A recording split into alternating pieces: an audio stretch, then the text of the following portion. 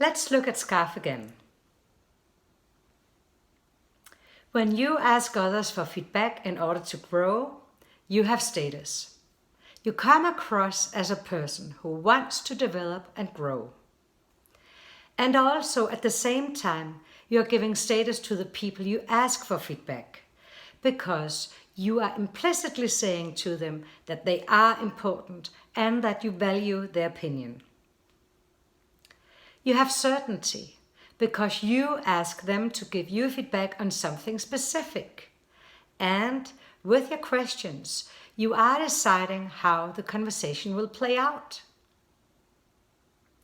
You have autonomy, because you are the one initiating what is happening.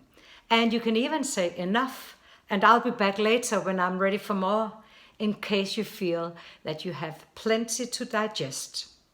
And you can say it without coming across as not being open for feedback, since you are the one to initiate it. As for relatedness, it can strengthen your relation when people give you feedback in this way, because you show them that they matter to you. They invest also in helping you, and you are acknowledging their importance. Also, they might learn from this process that it's not easy always to be in the leader position, and they might begin to help you with other inputs as well going forward. The fairness is not so threatened as before, because again, you are asking to get it, and you are in control, and you are ready when it happens. When you ask for feedback on a regular basis, it can be easy because you're used to it.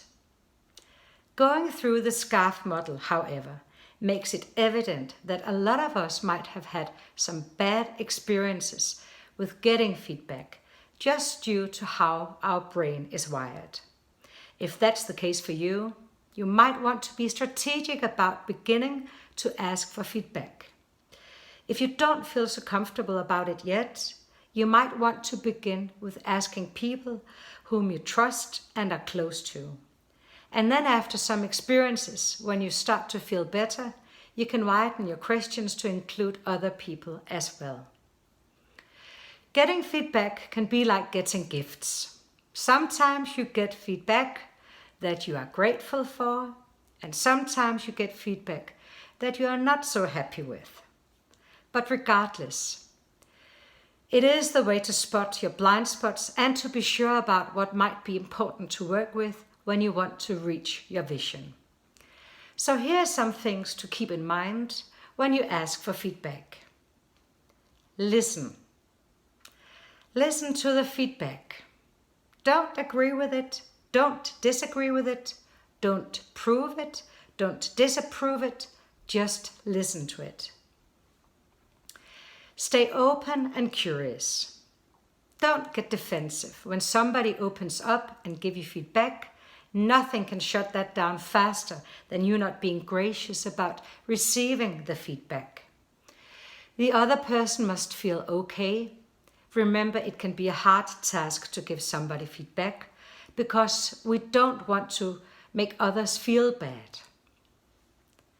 Ask for clarification or examples. The purpose is not to prove that they are not right. It's rather to help you to fully understand what it is that it really means and what it looks like in everyday life. This is so important because it's when you get the rich details, it's easier for you to see how the dynamics work. Often you might not agree with something at first, but when you do get the details, it's easier for you to see how something can appear from another perspective. And in this way, you both get to know yourself better and get to know the other part better, as well as any dynamics around you.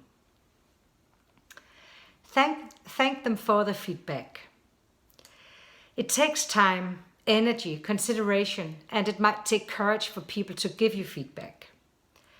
Let them know that you appreciate them sharing it with you, or whatever you can genuinely say to them. Take the time to consider the feedback. Even if it's feedback which you don't first agree with, then think about it, ponder over it. Even when you disagree, there might be a little part that can give you an insight, or maybe just an insight on how different the other part experiences things, which can be useful for you later to know about. Please remember, you're not obligated